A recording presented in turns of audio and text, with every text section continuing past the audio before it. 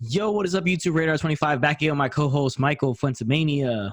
What up, Mox? Back from his regular location. Guys, you know what time it is? It's the video we're dropping. It's going to be our takeaway video for Monday Night Raw. We got 3 takeaways from Monday Night Raw, from last night's Raw. Interesting show. They took something out of AEW's playbook, but we'll get into that right before we start the takeaways. Finally, yeah. Guys, but before we get into this video, I remind you guys, drop a like on this video, previous videos, hit the subscribe button if you're not subscribed. Please do hit the notification bell so you guys aren't missing anything. Social media stuff, Twitter, Instagram, also my live streams on Mixer and Twitch. All that stuff will pop out on the screen, guys. So without further ado, let's jump right into the video. Our 3 takeaways from Monday Night Raw. Yeah, buddy.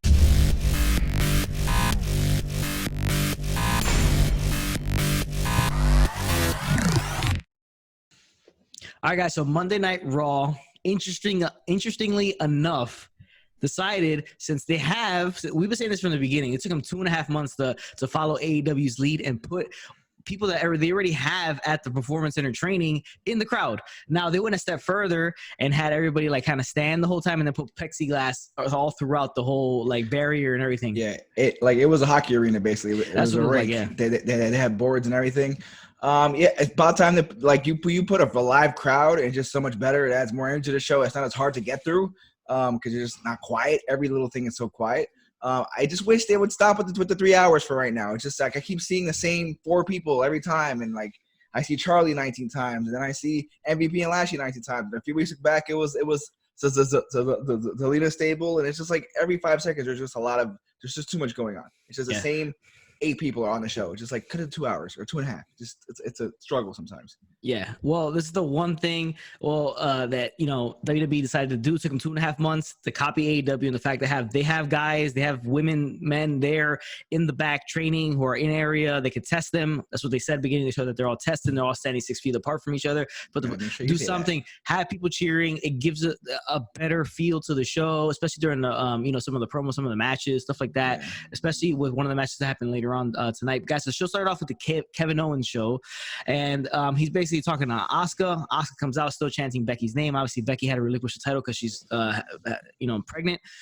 So she gets interrupted by Charlotte Flair, who then gets interrupted by Natalya. Obviously, tonight's matchup is Natalya, Charlotte Flair, and then after that, Nia Jax's interrupted. So she's the third person in that match. Whoever wins that match faces Asuka at Backlash for the Raw Women's Championship. I think it's a foregone conclusion who's going to win that match, though. So they just banter back and forth with each other. Brawl breaks out, and that's pretty much it. Nothing special here. It's just setting up the match for the triple threat that's happening later on in the night. Yep. Guys, but the next thing on the show, and it is going to be our first takeaway of the night, because the 2 competitors of this match, Apollo Crews and Andrade, wrestle for the United States Championship, and the winner, United States champion, is Apollo Crews. I really enjoyed this segment overall. I thought it was well done. I thought the crowd helped it too, and it's good to see Apollo Crews showing some intensity, some motivation, some fire in this whole thing. And I really like the heel work from Andrade. He showed a bit of a mean streak. A couple times I felt like he, instead of pandering a little bit or showboating, he could have been a little bit more aggressive and a little bit more sense of urgency. But for the most part, I enjoyed the match itself. 2 guys that are really athletic and work well together. And I really enjoy Apollo's in-ring style, the stuff he does. But it's to see what happens after him winning the title here, how he goes about it afterwards. Yeah, I mean, we're getting more. Actually, I think the fact that the fake injury or the real injury or whatever was from the back has helped him, and it led him to the run to the United States Championship. One thing I did like was he said like the promo at the end. That was great. It was probably, again, 2-3 really good promos over the last few weeks. So he's getting there where we're seeing more of his like just his character, his personality, who he is. He's not just like the happy-go-lucky baby face anymore. He's showing a mean streak. I'm excited for his championship run. Hopefully they add to the run. Hopefully they just don't, flush on the toilet in a couple of weeks or, just drop it in a month. Hopefully he could get a run, be competitive with it. Great win. Andrade had a little Lana temper tantrum in the back. That was pretty cool, just to add to the whole feel back there. But yeah, Apollo, good for you, man. Hopefully you can make bigger things. Yeah, hopefully he can. Hopefully he's got to keep up the intensity and not be so, like you said, generic babyface in the back. Have some emotion, have like a little bit of a edge to your character, and I enjoyed the fact that he won with a press slam standing moonsault, standing shooting star press.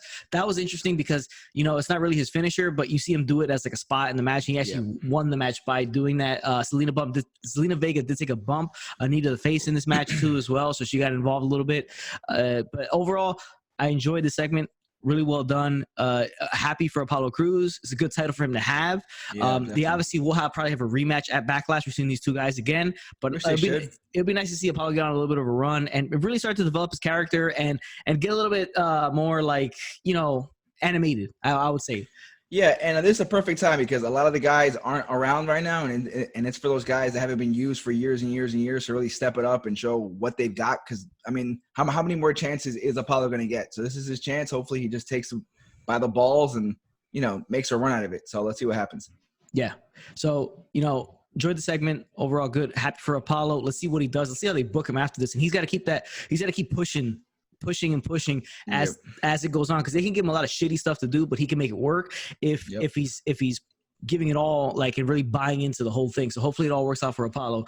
Guys, next thing on the show, the Iconics came out. Remember last week they lost to Alexa Bliss, Nikki Cross, and then Billie Kay slapped Peyton Royce in the face. So we kind of had the seeds of like maybe a breakup or issues between them. They seem to have resolved it when they came out. They apologized to each other. They got interrupted by Alexa Bliss, Nikki Cross. Brawl ensues. You know, Iconics with the title back. So most likely Backlash, that match will happen. And maybe we'll get new champs and Peyton Royce and Billie Kay will grab titles once again. Guys, next thing on the show was the VIP Lounge. Special guest was Drew McIntyre. So he comes out. You know, obviously the issues between them, he destroys the set to begin with, issues between them because MVP is now working with Bobby Lashley, and Bobby Lashley has that match at Backlash against Drew McIntyre for the WWE Championship. So not much to say here. This was what it was. But I did like this, you know, he Claymore kicked MVP as Lashley was coming out. And then I did like to see, I like the intensity that Drew had because it seems like he's taking this bout a little bit more seriously than he took, you know, other ones before. You know, and the goddamn vascularia of that man, boy, he looked really good. I just come in the ring. I'm like, nah, I'm good. Yeah, and in terms of optics, this matchup looks very well because both guys are absolute thoroughbred monsters in the ring. So you know, they're Olympic gods. They're basically from the comic books. I mean, they're just drawn. They're comic book characters of both of them. So it's definitely a good look for the match. Yeah, so he's taunting Lashley to get in the ring. He doesn't. He backs away. So we'll see that later on. Next thing on the show, Angel Garza versus Kevin Owens.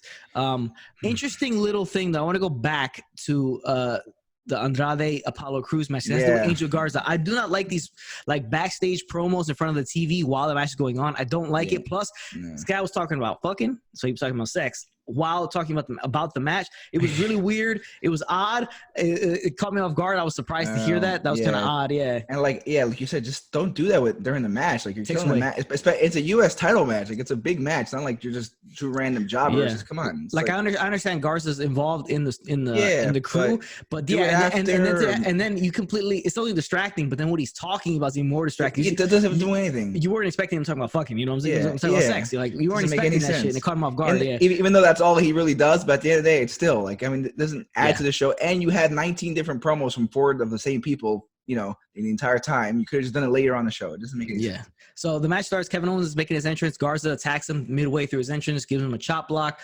Interesting. These guys work well with each other. You know, it was what it was. Garza gets the win, beats Kevin Owens, you know, basically because he cheated in the beginning. So that's what it was.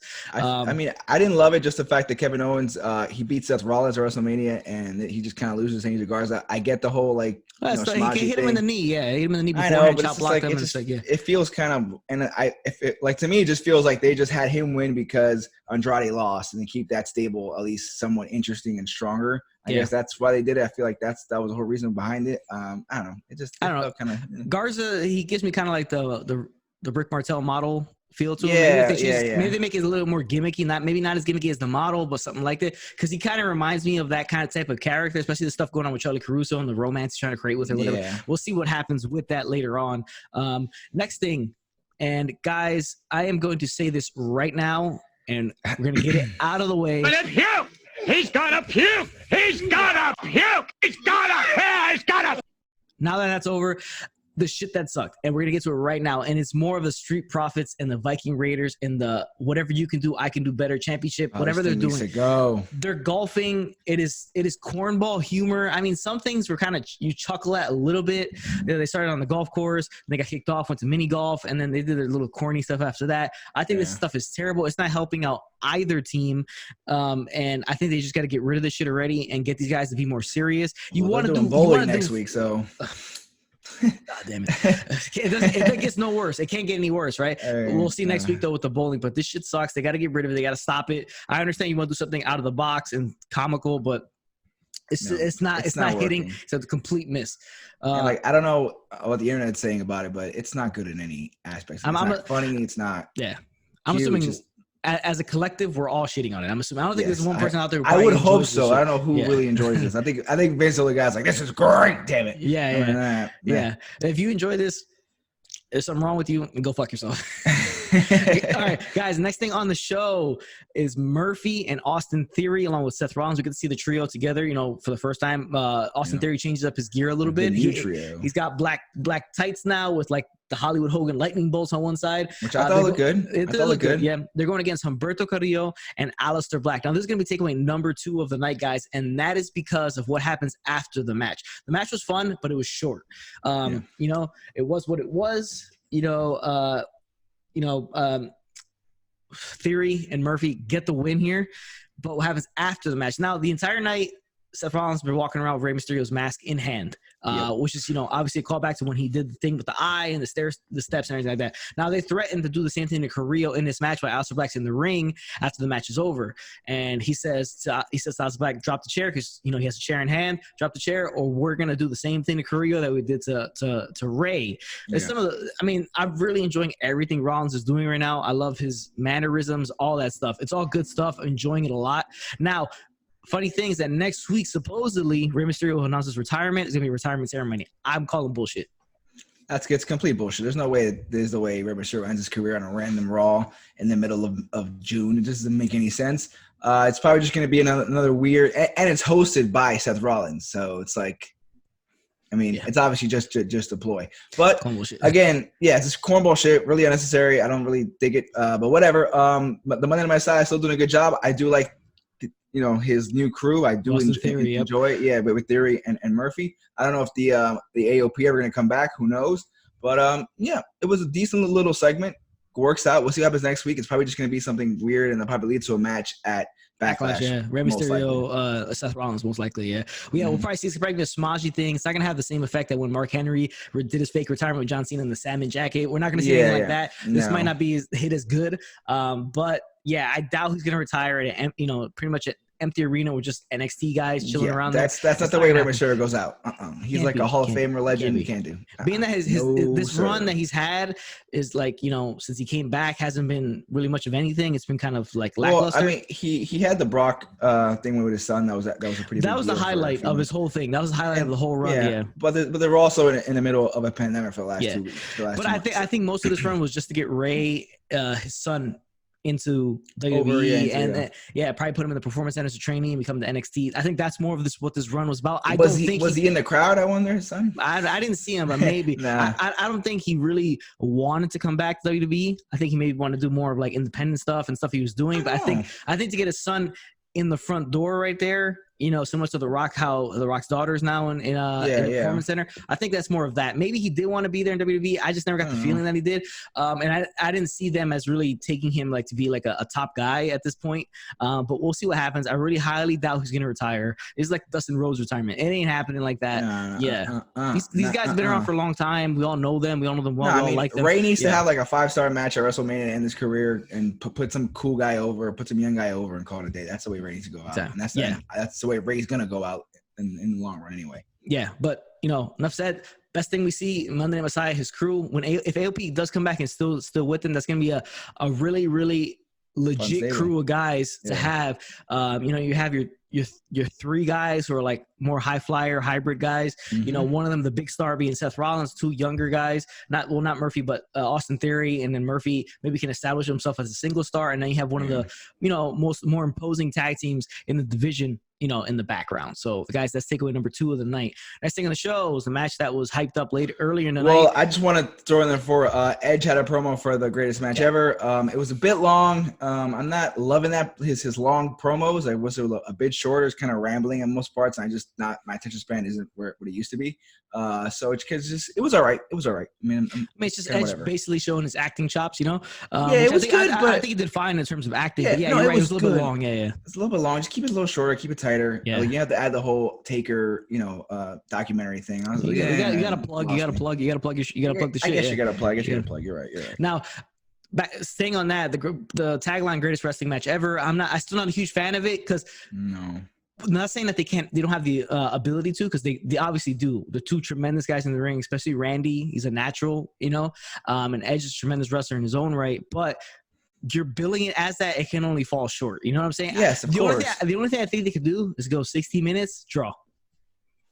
Yeah, but even then, people were shitting. Oh, there wasn't a winner in the greatest match ever. Like, that's I don't know. Yeah, because what is it, Bret Hart and Shawn? Like, no, I'm saying like you'll go like Kenny, Kata, when they went to the 60-minute draw, they should do something like that, because that is considered one of the best matches of all time. It's the only thing I can see them doing, or really knocking it out of the park. But I do hope it is a tremendous match, which I think it will be. But I just, the greatest match ever. I don't think, it's going to be that. But let's get to the next thing on the show, guys. It was the match that was hyped early. Triple threat. Whoever wins gets Asuka at Backlash. Charlotte, Nia Jax, Natalya. We all knew Nia Jax was going to win. She wins. Yep. Charlotte Flair's in a feud with Rhea Ripley and Io Shirai. We all knew that. Now, Natalya, she's doing some weird, unprofessional type shtick right now when she tore up Kevin Owens' show last week after she lost. This week she apologized to Kevin Owens on the KO show in the beginning of the show, and then she had an interview with Charlie before this match. She had to stop it. Had to get talk on the phone with TJ, her husband, and then come back and they say, "Oh, we're out of time." So it was really unprofessional. I don't know where they're going with that shit, but whatever. Nia Jax gets the win. She will face Asuka at Backlash. Cool, whatever, guys. All right. So after the horse shit that was the golfing between Street Profits and Viking Raiders, Street Profits are in the back. They get confronted by MVP and Bobby Lashley. Little shit talking. The match happens. Tag team Street Profits with MVP Bobby Lashley. Match was what it was. Bobby Lashley looks dominant, strong. Obviously, he's going for the title. He needs to look that way. Lashley MVP pick up the win here. Bobby Lashley chokes him out in a full Nelson. Gets the win there, but refuses to let go. Here comes McIntyre. McIntyre's music hits, guys. This is takeaway number 3, because I'm always a fan of a good pull apart if it looks believable, or not believable, but looks like intense enough. That's what I'm looking for. Intense and realistic. Let's look pretty realistic. And, like I enjoyed Brock and Cena's pull apart. That's one of the best of all time. Because it looked really realistic. I enjoyed Brock versus Taker. Yeah, because I remember. I think Brock said he was going to kill Taker, and then Taker said you're going to have to. I enjoy shit like that. I think that's good, because in real life, pull aparts happen between individuals that get into an argument, or into an altercation. People jump in. Gods. Yeah, especially two massive guys like this. So the brawl ensues between McIntyre, Lashley, and then the referee's pretty good. It was pretty good. The referee's calling for help, but I guess they don't have many people, so nobody's there. So he starts bringing the people that are in the crowd, NXT, Performance Center trainees, stuff like that. They come in and they break it apart. But that was pretty much it. I mean, it's just a pull apart, but I do enjoy them if they're well done. I did like the hockey fight, though. They were bouncing into the plexiglass. I did like the hockey fight. That was pretty fun. Which is interesting. They should use the plexiglass more. Maybe I think they should. And now maybe when there's live crowds, they might have to, just because the whole pandemic thing. So, but it was cool. Good pull apart. Good work. Bobby Lashley is Bobby Lashley. I mean, it doesn't really excite me, but he kind of. I don't hate him. I don't love him. It just kind of he's Bobby Lashley. It's all right. Hopefully that they have a good match. Hopefully he elevates Drew. Drew still is obviously going to keep winning and being the champion. I did like that, but the fight was good. It was a good solid fight. There was a lot of MVP and Bobby Lashley in the show. I'm gonna say it again. I just it's too much. It's they're all over the place. They're from the first segment all the way to the middle. So there's just too much. Let's just less. Don't overkill everything. No, I get what you're saying. Not like it's not like they're being shown so much, but that's not like everything they're doing is super entertaining to begin with. Yeah, it's just very it's just there. It's not anything super over the top or anything that you want to continue to see. Yeah, but, it feels pointless. It feels pointless. I do continue to like the build for Bobby Lashley, because they're presenting him as the way that he should be presented. Yeah, a monster. He's a monster. Look at him. I mean, he's a monster. So that's the way. It's smart to do it that way. I'm excited to see. Hopefully, it's not just a one pay-per-view feud like how Rollins was. I hope it's just, you know, maybe like they get one or two, you know, like a second one out of it or something like that. You know, maybe there's a smosh at this point, a smoshy finish or something like that. We'll see. Yeah, because they keep interchanging everybody. But guys, that is Monday Night Raw. Do want to get to the little Gronk vignette. The longest reigning 24/7 champion of all time. Yeah, so R-Truth called him out on Twitter, and then Gronk responded with obviously a promo. He was reading off cue cards because you could see his eye level was looking down. Not anything special from Gronk. Obviously, he's the longest reigning 24/7 champion. I am interested to see what will happen with that. You know, God knows what's gonna happen. They do it during a game. R-Truth finally found out that Tom Brady wasn't the champion; he was actually Gronk. So there was that. Good for him, man. Yeah, good for him, I guess. But that is the video. That is Monday Night Raw. Those are 3 takeaways, and the one thing that WWE learned from AEW, and that was put your employees in the crowd, make them make some noise. It's more enjoyable for everybody involved. Especially in the state of Florida where you can do it for weeks now. I'm crying out loud. Yes, you can. It took them 2.5 months, but they finally did it, guys. Appreciate it. Hopefully they do it for NXT and SmackDown. It's not just a Raw thing, and it's not just a 1 week thing. Oh, they better. They better. Yeah. Well, but in the NXT, will you put the NXT guys or you put like Raw Superstar? Because the NXT guys are going to be on the show. Who knows? I mean, it's mostly all trainee guys that really aren't prominent on NXT. Yeah, you know, I think Aaliyah was the only person I saw. Aaliyah was in there. Shotzi Blackheart. Shout out to our girl, Shotzi Blackheart. No tank. She should have been in a tank out there rolling around. She should have been. They should have had her in a chair, and her chair was the tank. That should have been amazing. Yes. Oh, okay, amazing. Guys, best of video. Thank you guys for watching. Remember, if there's more people, do not do the job. Later, Marks.